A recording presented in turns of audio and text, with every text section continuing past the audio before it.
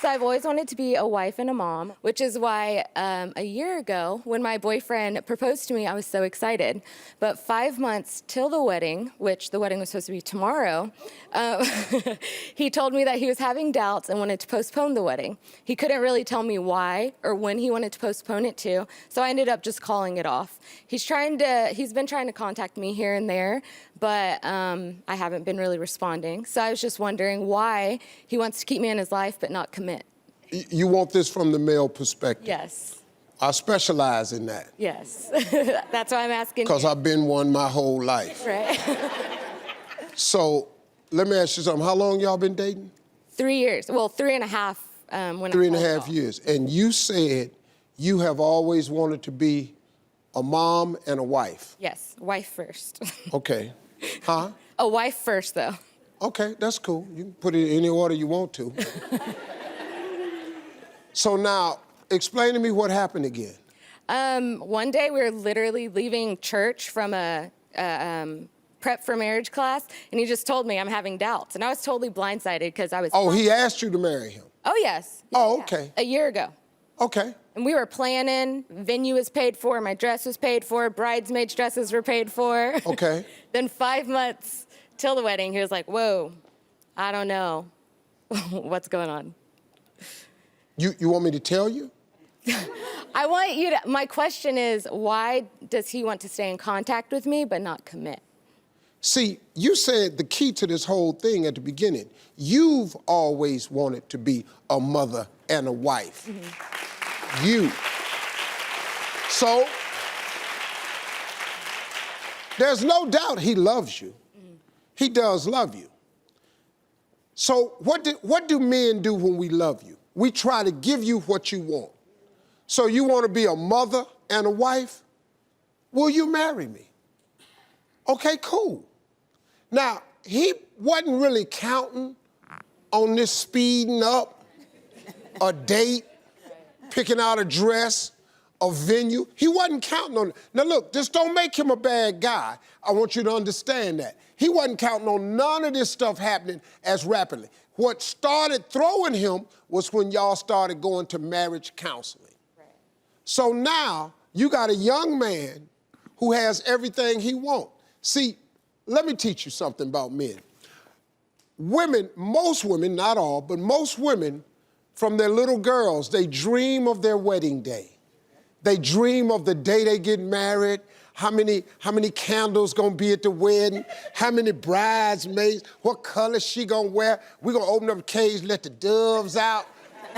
We're gonna come in on a carriage, we're gonna have a pumpkin, we're gonna light some candles. You know, whatever you do, I'm gonna have these little glasses with the gold flute on it. A lot of women dream of their wedding day. There isn't a man alive who dreams of his wedding day. He's not here. We don't dream of our wedding day.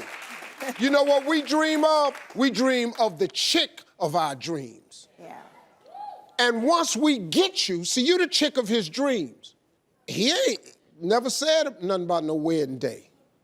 That ain't been his dream. He got the chick of his dreams, but he tried to say something that would make you happy. So when he proposed, you were ecstatic. Oh, yes. You cried. He did it the right way. He put some thought in it. Huh? I'm gonna cry. Okay, no, don't do that, huh? This just Hey Steve. This ain't. But, you know, it was very emotional for you. Yes. So he accomplished it. Man, I'm giving my girl what she wants. But now, hold up now. Let's pump the brakes. Now, we had marriage counseling. I got what I want. I got the chick of my dreams. He ain't ready. How old is he? 27. Yeah, see, he just ain't ready. Now, you want to know why he keeps contacting you. Because he wants you in his life. The dude love you. He just having this moment for this fear of commitment. Is he a great guy? Yes. Yeah, see, he love you. He just ain't ready to get married. So you don't want to speak to him because he's not marrying you. Right, like, I don't want to... Yeah, see, hold up now. Hold up. Let's remember this. You've always wanted to be a mother and a wife. Did you ever ask him what he wanted to be? Yes. And what did he say? Well, he wanted the same things, but like you said, I just don't think he was ready. Well, hold on. Let's just back up. Okay. He wanted the same things. Yes. Did he say he wanted the same thing with you? Yes. Yes, I think so. Because he's told me that, like, other people he's dated in the past, he could never see a future. But when he'd imagine it, then he could always see me there. Okay, so let me ask you a question. How long have you all been engaged? We were engaged for 7 months. Okay, cool. That's short. What would it hurt you to be engaged for a year and a half? So I'm just saying, before you throw this good guy away, I just want you to think for a minute what you're tossing out the window, because it ain't going just your way. Right. He didn't say he never wanted you. He just got cold feet. He tripping. And let me tell you why he tripping. You ready for this right here? Yes. Does he have the job of his dreams? No. Hello. Right. Does he have the money saved to give you everything you want? No. Hello. Is he ready to raise a family, and does he have the money? No. Listen to me. Until a man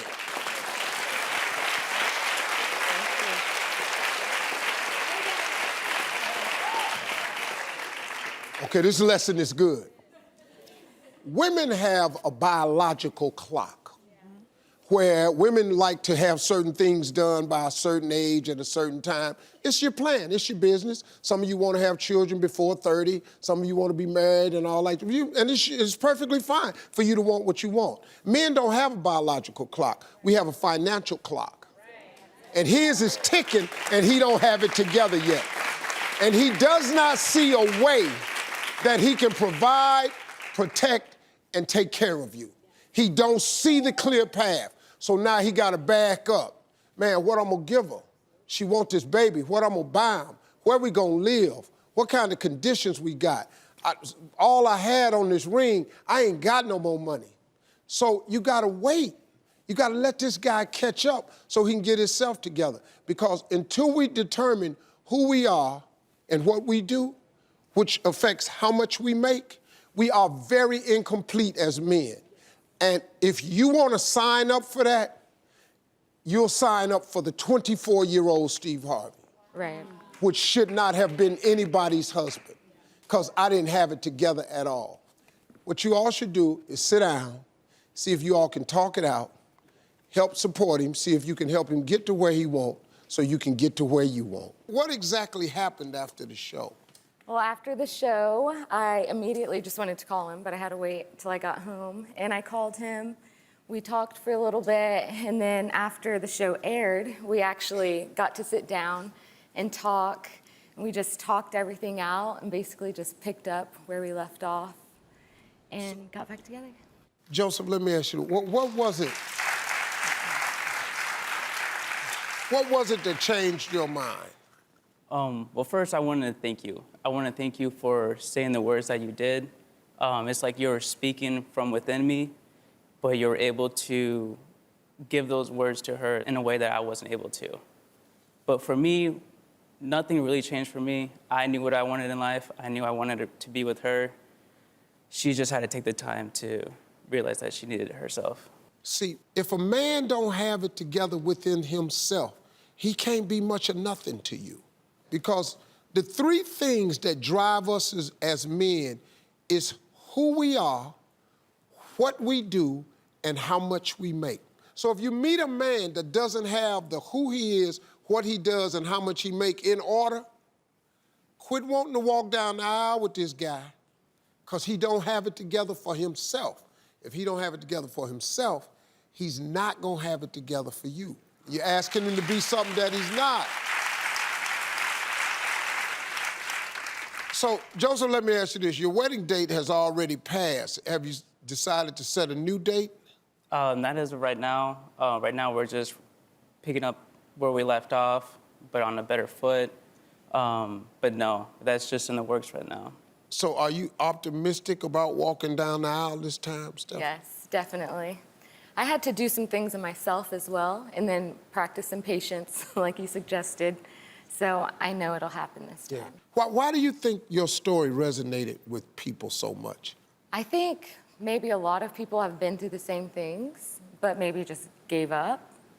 And I think that's why. That's why I appreciate you saying those words to me. Why give up a good man just because it's not happening in your time? Exactly. And I was like, oh my gosh, that's so true. Because let me tell you something. Good men hard to come by. But I got news for you. Good women are too. So what you cannot do is throw this woman away. You're not gonna find this again. You already out your league. No, for real. No, but look, man, that's what you want. You want the woman on your arm to be the best one you can get on your arm. That's the whole goal. The chick I'm married to is the baddest chick I can get. When I walk with Marjorie, I already know she fly. I got the baddest chick I could get. That's what it is, man. Good luck to both of y'all. Y'all seem like really nice people. You're a good guy, man. Hang in there. What are some of the important principles to consider when you're in a disagreement with your partner? Okay, so I say 3 tips, right? First and foremost, you have to remember that you are not the problem and your partner is not the problem. The problem is the problem. And it's up to the 2 of you to work together on the same team in order to resolve that problem. That's first and foremost, okay? Secondly, what's important, you cannot win a battle without losing the war. The minute that you were pitted against your partner in a conflict, if you won, that means they lost and ultimately your relationship loses. So you never, ever want to be in that position. And then last but not least, when somebody tells you that you've hurt them, you don't get to decide that you didn't. And so if you don't respond to your partner's hurts and wounds in a relationship, you will lose them and your relationship every time. That's real. All right, let's help some folks out here. Where's Belinda and Matthew? Here. All right. Okay, so tell us what's going on. Matthew and I are newlyweds, and we've been married for 8 months, so we're still working on our communication skills. Sometimes when we're in an argument or a disagreement, I express to Matthew how his actions or what he did, how it makes me feel. And instead of acknowledging that, he instead brings up something similar that I did to him in a previous argument, and he doesn't acknowledge my feelings. So my question is, how can I get Matthew to validate my feelings and not bring up past hurts when we're in an argument or disagreement? Okay. Okay, so we actually have a video that was recorded as an example of a typical argument between you. Let's take a look. But I just need him to make a little bit more of an effort to pick up the dirty clothes and put it in the basket. Yeah, but I mean, I just did the dishes and I took out the trash, and you don't acknowledge me when I do things like that. And I think that's really frustrating. I'm tired, I had a long day, and then I come home and I go and take out the trash and I do the dishes, and you don't acknowledge that. You've only acknowledged the things that I don't do. I don't think that's fair. And not acknowledge you leaving your clothes on the floor, even though I'm the one making sure all of your clothes are washed. That's what I'm hearing. Is that what you're saying? It's just like one pair of clothes. Like, I just go do it now. No, that's not what, okay. Okay, so this is a common problem. Okay, hold on. Let me hear what, Matthew, what do you have to say? Well, for me, I think my wife just thinks that I'm way too emotional all the time. And so my question to you both is, what do I need to do to get her to understand where I'm coming from and to not mimic or mock me so that I don't shut down or that the argument gets, way more heated? So believe it or not, you guys are not having the same argument. You're asking him to do something and you're arguing about the fact that you don't feel acknowledged and appreciated in the relationship. So first and foremost, you have to learn effective communication. When I'm talking to you, the next thing should not be necessarily for you to respond, but to respond back with what you think you heard. That way you know that you're on the same page and that you're actually having the same conversation, okay? So it's very easy. We have a problem, we have potential solutions, and then we have to work together to decide which solution we together are going to choose. If you never get to the solution, but you keep going back to the problem, it will haunt your marriage for its entirety. You have a real issue with not feeling validated and heard. That's its own problem. How do you show up for each other and resolve that in the marriage? Then deal with the responsibilities of household chores and domestics later on. Okay. Okay? Thank you. Okay, hold on. So I'm trying to understand how this work here. Cause you're not finna, see, my wife not finna mimic me. You know, she not gonna do that to me. Cause I'm her husband. I'm her king. You know, you're gonna respect the fact that I'm king, just like I have to respect the fact that you my queen. This is a king-queen setup here. Y'all been married 8 months. Where y'all going with this? This finna get worse, man. This ain't gonna survive. I'm gonna tell you that right now. Y'all here at 8 months, there's no way this can survive. Both of y'all owe yourself some apology. Spirit said something that was really, really cool. And Marjorie and I do this all the time. When we get to a point where we just can't come to the conclusion about the argument, we slow down and we go, okay, Steve, tell me what you said and I'm gonna tell you what I heard. And whenever we do that, what she said is not what I heard. And what I said is not what she heard. Now, she always has to tell me, Steve, don't raise your voice at me. I don't work for you. She checks me real quick. And I got to remember, she my queen. So why am I hollering at the queen? Where's Lizette and Andrew? Right here. Hey, guys, tell us what's happening. So I love Andrew so much, I do, but I feel like we don't properly know how to get our opinions across to each other when we argue. I feel like he's stubborn, which makes me even more angry with him. Sometimes when we get into arguments, it feels like the argument is going nowhere, and one of us ends up sleeping on the couch because of it. When I'm trying to convey my point across to him, he'll usually interrupt me and just not let me get a word in and finish.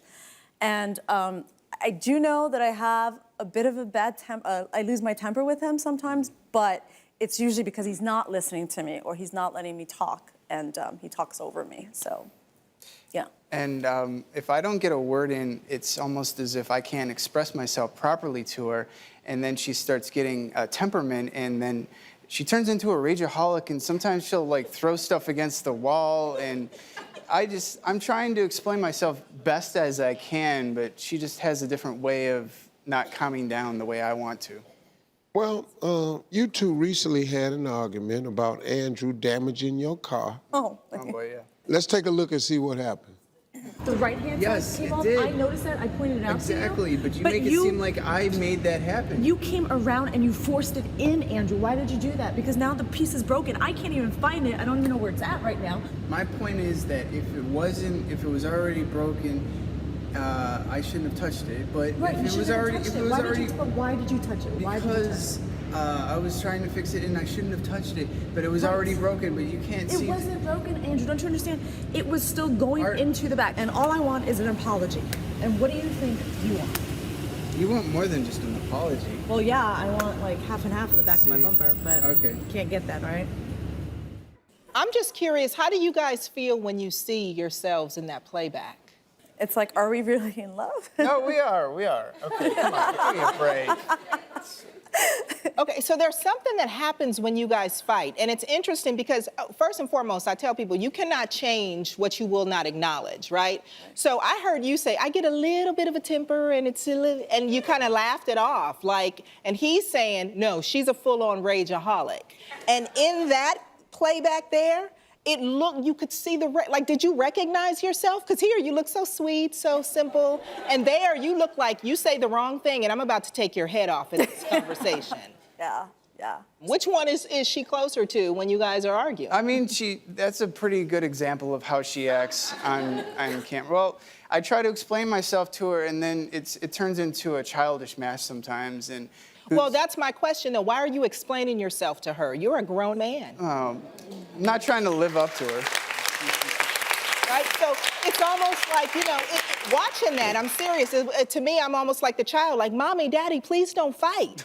Because she's just going in and you're like, no, please listen to me. No, well, what I was trying to do, well, what I meant to do is. You're right. I shouldn't have a chance. I shouldn't have to defend myself to somebody that I love. It just doesn't make any sense. This is a really unhealthy way of solving problems in a relationship. And at the end of the day, you will lose the entire war, which is the war for your relationship, if you don't change this dynamic quickly.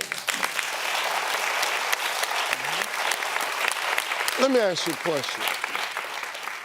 Honestly, just the two of you can answer this.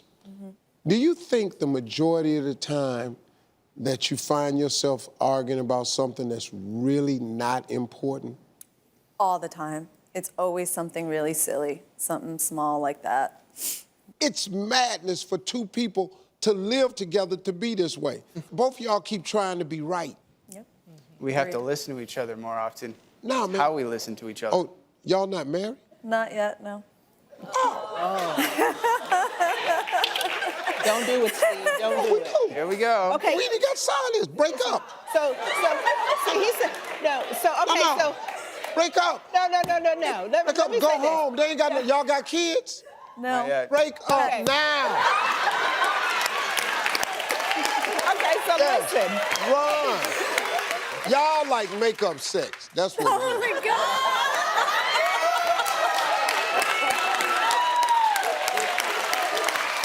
Why are you still trying to help them? Because I truly believe, here's the benefit to this, right? Yeah, Pat. While it's gonna be I'm a lot through. of work for them, They arguing about everything. do you all want help?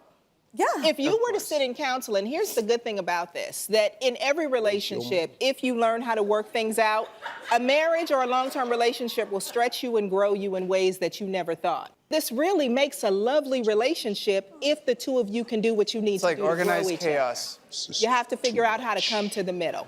Yeah. You have to come to the middle. Call me. I want to thank my girl Spirit for being just a super counselor here. I got you. We'll be right back, everybody. Ladies, imagine this. You've been friends with the guy for years, and then one day you look at him and a feeling comes over you, that feeling of you wishing he was your man. But you're too afraid to say something because you don't want to ruin your friendship. Welcome to life in the friend zone. Please welcome Calais and her best friend, Mark. So, Calais, let me start with you. How did the two of you become best friends? We were neighbors. I was living with my two girlfriends at the time. We came home from work and we found out our apartment was robbed. So we ran next door, knocked on the door, and this guy answered. And he just told us he didn't get robbed and that he would make sure that we were all safe. And I thought that was really sweet. So we just all became really good friends. And I just got out of a bad relationship at the time. So I just wasn't even looking for any dating, and I never thought about it with Mark. Okay. So, Mark, tell me a little bit about your friendship. It's awesome. I love having her around. We spend most of our time together. We go out on movies. We go to basketball games, baseball games. We even go to weddings together. We even, at times, give each other dating advice. Like, she doesn't take my advice a lot because she does what she wants. But we recently started working together as well. So we spend most of our time together. Wow. Yeah. Now, let me ask you this, Calais. Has your friendship ever crossed into the couple zone? Kinda.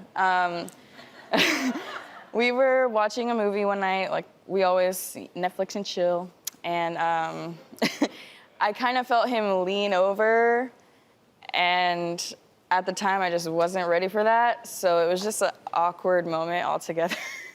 It was tragic, Steve.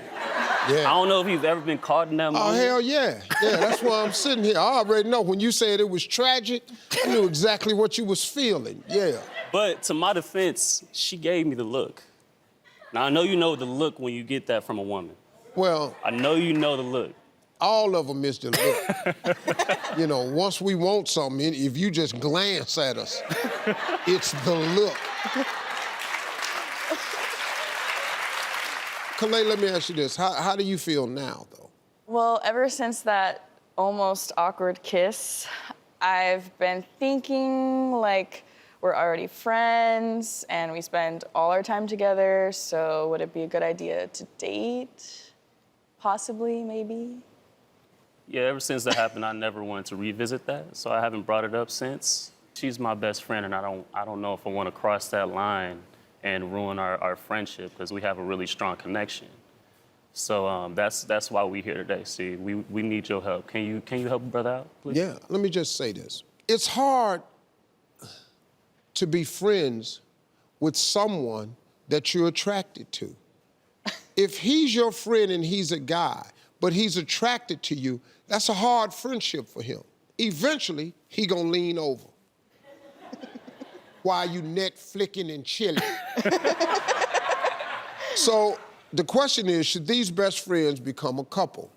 What I wanna do is we've created a little relationship test, and we're gonna have them take it, and we'll find out what the test says, and then we'll find out what Uncle Steve say right after this. We'll be right back. I'm gonna ask a series of questions about being in a relationship, and if your answer to the question is yes, you move one step forward out of the friend zone and one step closer to being in the couple zone. So let's get started. I'm gonna give you this blindfold. Put the blindfolds on. Okay, so listen, I want you to step up just a little bit. If your answer is yes, take one full step forward. If your answer is no, stay still. Okay, here's the first question. Do you think about the other person more than 5 hours a day? Are you a fan of PDA, public displays of affection? I know he's not. Okay. Would you lie to protect the other from being hurt? Lying is not good. Yeah, you ain't gonna have no man.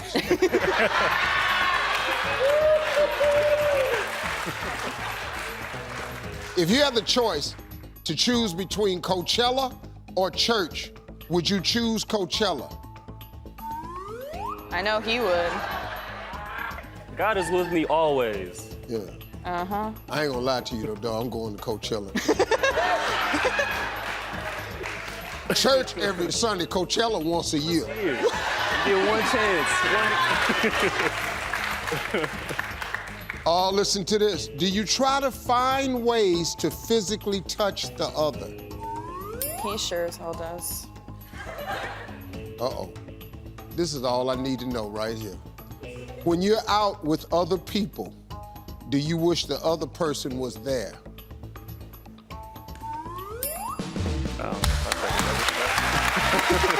Take your blindfolds off.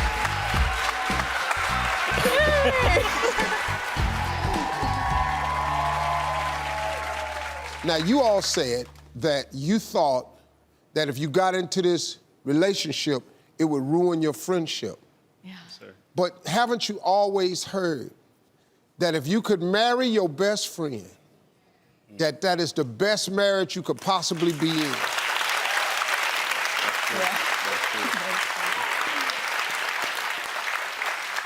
I think that you all should give it a shot with the stipulation that, hey, look, if we don't work out as a couple, let's make sure that we always remain friends. Let me ask you this other question. In 5 years, do you see yourself married with kids? Maybe one kid. Yes, I do. Three kids. 3 kids? Yeah, 3 kids. In 5 years? I just asked a question. He just said he want 3 In kids. 5 years? He don't have to be, see right here? Y'all talking like a couple already. Yeah, y'all might as well go on and do it. I say give it a shot. Let us keep up with you. See how it's working. Come back on the show and let's talk about it. Okay. Hey, folks, best of luck to both of you. When we come back...